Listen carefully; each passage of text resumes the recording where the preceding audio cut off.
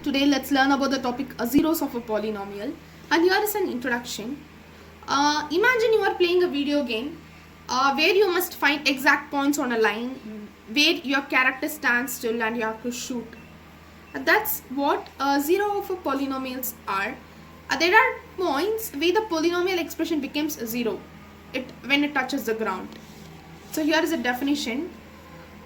Zero of a polynomial is a value of the variable, usually x, that makes the polynomial equal to 0. So for example, p of x equal to 0. This is a polynomial value of variable x which makes this polynomial equal to a 0.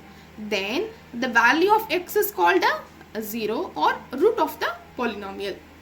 Here is basic example. If it is, the first example is p of x equal to x minus 3. What you have to do? You have to substitute polynomial to 0. So x minus 3 equal to 0. So x equal to 3. So here 3 is the 0. If it is p of x is equal to x square minus 9, what we have to do is we have to split this as x square minus 3 square. So this is in the form of a square minus b square, right? How we can write it? A minus b into a minus b, right? So x minus 3 into x plus 3. When we substitute this polynomial equal to 0, we get x equal to 3 and x equal to minus 3. So here zeros are x equal to 3 and x equal to minus 3. So here, what is the difference between zeros versus roots? They mean the same thing when you are talking about polynomials, but 0 is the input value of x that makes the polynomial 0. Okay, for example, x minus 3 equal to 0. If it is a root, is the solution of the equation.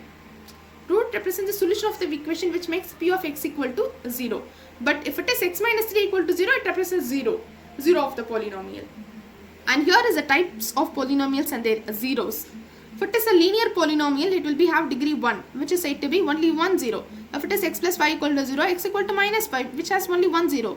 And if it is quadratic polynomial, it has a degree 2, which up to 2 zeros. If it is x square minus 4 equal to 0, we will have x equal to plus 2 and minus 2. Okay, most probably the quadratic polynomials will have an expression like a plus or minus k.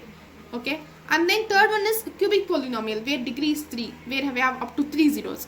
If it is x cube minus x, it can be written as x into x minus 1 into x plus 1, which is x equal to 0 plus 1 minus 1. So to 3 zeros. And here are some quick tips.